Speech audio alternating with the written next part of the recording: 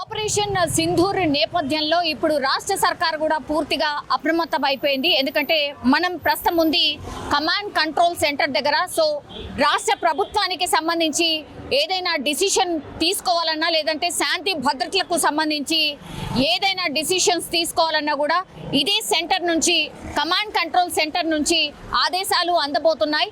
So పూర్తిగా operation Sindoor implement అయిపోయిన నేపథ్యంలో ఇప్పుడు రాష్ట్ర సర్కార్ కూడా పూర్తిగా అప్రమత్తమైన పరిస్థితి అయితే కనిపిస్తోంది. అన్ని డిపార్ట్మెంట్స్ అంటే శాంతి భద్రతలకు సంబంధించిన డిపార్ట్మెంట్ అట్లాగే ప్రభుత్వ ఉద్యోగులు ఎవరైతే ఉంటారో వాళ్ళందరి సెలవులను కూడా రద్దు చేసిన పరిస్థితి అయితే కనిపిస్తోంది. అండ్ అత్యవసర సేవలకైతే మరీ వాళ్లకు పూర్తిగా ఆదేశాలు అందాయి. ఎస్పెషల్లీ హాస్పిటల్స్ కావచ్చు లేదంటే అనుకోని పరిస్థితుల్లో ఇంకేదైనా జరిగితే ఈ రక్త నిల్వలకు సంబంధించిన వ్యవస్థ కావచ్చు వీటన్నిటిని కూడా అప్రమత్తం చేశాయి. అంటే రక్త నిల్వలను సంబంధించి పూర్తిగా పెంచుకోవాల్సిందే. అట్లాగే అత్యవసర పరిస్థితులు ఏర్పడితే హాస్పిటల్ బెడ్స్ అన్ని కూడా సిద్ధంగా ఉంచుకోవాల్సిందే. ఇది క్లియర్ కట్గా ఆదేశాలు అందించిన పరిస్థితి అయితే కనిపిస్తోంది. కమాండ్ కంట్రోల్ సెంటర్లో ఒక టోల్ ఫ్రీ నంబర్ని కూడా అందుబాటులోకి తీసుకొచ్చారు. సో ఎవరికైనా ఎలాంటి ఇన్ఫర్మేషన్ కావాలన్నా కూడా పూర్తి స్థాయిలో అందుబాటులో ఉండేలాగా అన్ని సీసీ కెమెరాస్ కూడా కమాండ్ కంట్రోల్ సెంటర్కి అనుసంధానం చేయడం జరిగింది. అండ్ ఇప్పుడు అంటే దేశవ్యాప్తంగా ఉన్నటువంటి ఈ ఉద్రిక్త పరిస్థితుల నేపథ్యంలో ఎక్కడ ఎప్పుడు ఏం అవసరం పడుతుందో తెలియనటువంటి పరిస్థితి. సో హోంశాఖ నుంచి కూడా లేదంటే దేశవ్యాప్తంగా కూడా హై అలర్ట్ జోన్స్ కొన్ని ఉన్నాయి. అందులో మన హైదరాబాద్ కూడా ఒక హై అలర్ట్ జోన్గా ఉంది. కాబట్టి కొన్ని సున్నితమైన ప్రాంతాలు కూడా మన దగ్గర ఉన్నాయి. కాబట్టి వీటన్నిటి నేపథ్యంలోనే ఇప్పుడు ప్రత్యేక నిఘా కావచ్చు భద్రతకు సంబంధించి కావచ్చు పూర్తిగా తమ ఆధీనంలోకి తీసుకున్నట్టే కనిపిస్తోంది రాష్ట్ర సర్కార్ కూడా. సో సీఎం రేవంత్ రెడ్డి కూడా అత్యవసర సమావేశం నిర్వహించారు. ఇందులో భద్రతకు సంబంధించిన వాళ్ళు కావచ్చు సిఎస్ అధికారులు కావచ్చు ప్రభుత్వ ఉద్యోగాలు కావచ్చు వివిధ విభాగాలకు సంబంధించిన అధికారులందరూ కూడా పాల్గొనడం అయితే జరిగింది. క్లియర్ కట్గా వాళ్ళకి ఇన్స్ట్రక్షన్స్ అయితే ఇచ్చారు. ఇప్పుడు మనము దేశ సైనికులకు మనం పూర్తిగా మద్దతు ఇవ్వాల్సిందే, వారికి అండగా నిలవాల్సిందే. అందులో భాగంగానే మనం కూడా పూర్తిగా సన్నద్ధతగా ఉండాల్సిందే. ఎప్పుడు ఎలాంటి పరిస్థితి వస్తుందో తెలియనటువంటి పరిస్థితిలో ఉన్నాం. ఇదందరూ కూడా మనం చూస్తూ ఉన్నాం. కాబట్టి ఇప్పుడు ప్రభుత్వ ఉద్యోగులే కీలకం కాబోతున్నారు. అలాగే అత్యవసర విభాగాలకు సంబంధించిన అన్ని డిపార్ట్మెంట్స్ కూడా హై అలర్ట్లో ఉండాల్సిందే. తదుపరి ఆదేశాలు జారీ చేసేంత వరకు కూడా పూర్తిగా అందరి సెలవులను అయితే రద్దు చేసిన సిచ్యువేషన్ అయితే కనిపిస్తోంది. సో ఏదైనా ఇన్ఫర్మేషన్ కావాలన్నా కూడా ఎక్కడైనా ఏదైనా జరిగింది అని అంటే కూడా పూర్తిగా ఇన్ఫర్మేషన్ చేరవేయడానికి కూడా ఒక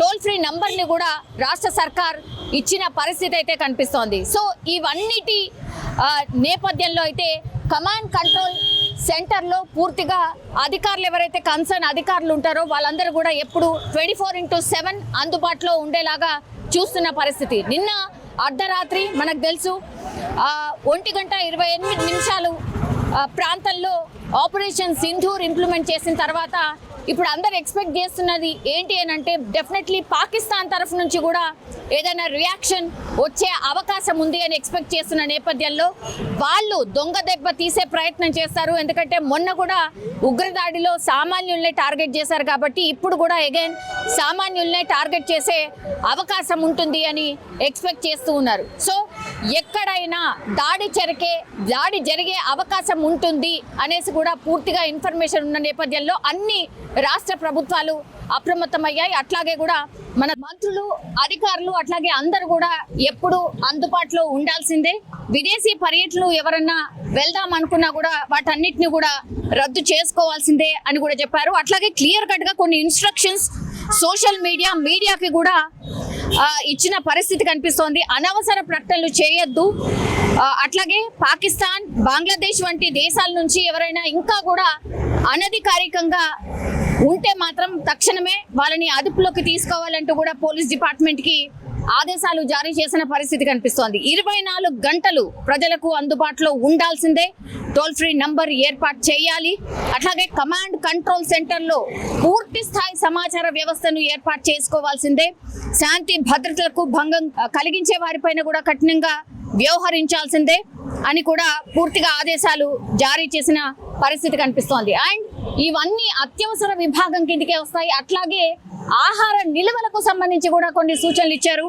ఆహార నిల్వలు తగినంత ఉండేలా చూసుకోవాలని కూడా చెప్పినటువంటి పరిస్థితి. సో అన్నిటికీ ప్రిపేర్ అయి ఉండాల్సిందే అనేటువంటిది క్లియర్ కట్ గా సీఎం రేవంత్ రెడ్డి కూడా అందరికీ ఆదేశాలు జారీ చేశారు. సైబర్ సెక్యూరిటీ మీద పూర్తిగా అప్రమత్తంగా ఉండాలని కూడా చెప్పిన పరిస్థితి. ఫేక్ న్యూస్ పై అప్రమత్తంగా ఉండాలి. అంటే అనవసరమైన వార్తలు స్ప్రెడ్ కాకుండా, ప్రజలు ప్రానిక్ కాకుండా చూడాల్సిందే. ఇట్లా ఫేక్ న్యూస్ వల్ల ప్రజల్లో ఒక ఆందోళన పెరిగే అవకాశం ఉంటుంది. ఫేక్ న్యూస్ ని అరికట్టడానికి కూడా ఒక ప్రత్యేక సెల్ ని కూడా ఏర్పాటు చేయాలని ఆదేశాలు అందిన పరిస్థితి. సో ఈ రాజధానిలో ఉన్నటువంటి 3 కమిషనరేట్లు ఏవైతే ఉన్నాయో వాటన్నిటికీ సంబంధించిన సీసీ కెమెరాలను కమాండ్ కంట్రోల్ రూమ్ కు అనుసంధానం చేయబోతున్నారు. సో అన్ని జిల్లా కేంద్రాలతో పాటుగా సున్నిత ప్రాంతాల్లో పూర్తిగా అప్రమత్తంగా ఉండాల్సిందే అని కూడా పూర్తిగా ఆదేశాలు అందాయి.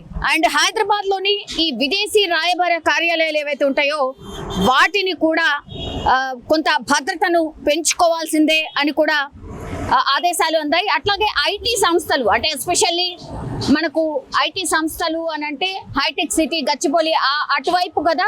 సో ఆ ప్రాంతాల్లో కూడా అప్రమత్తంగా ఉండాలని పోలీసులకైతే క్లియర్ కట్ ఇన్స్ట్రక్షన్స్ ఇచ్చిన పరిస్థితి అయితే కనిపిస్తోంది. సో పాత నేరస్తుల పట్ల కూడా పోలీస్ డిపార్ట్మెంట్ కొంత అప్రమత్తంగా ఉండాలని ఆదేశాలు అయితే జారీ అయిన సిచ్యువేషన్ అయితే కనిపిస్తోంది. సో ప్రస్తుతం ఇది కమాండ్ కంట్రోల్ సెంటర్ దగ్గర ఉన్నటువంటి సిచ్యువేషన్. పూర్తిగా 24/7 కమాండ్ కంట్రోల్ సెంటర్ యాక్టివేట్ అయిపోయింది. సో సమాచార వ్యవస్థ పూర్తిగా మన రాష్ట్రానికి సంబంధించి ఇక్కడి నుంచే ఆపరేట్ కాబోతోంది.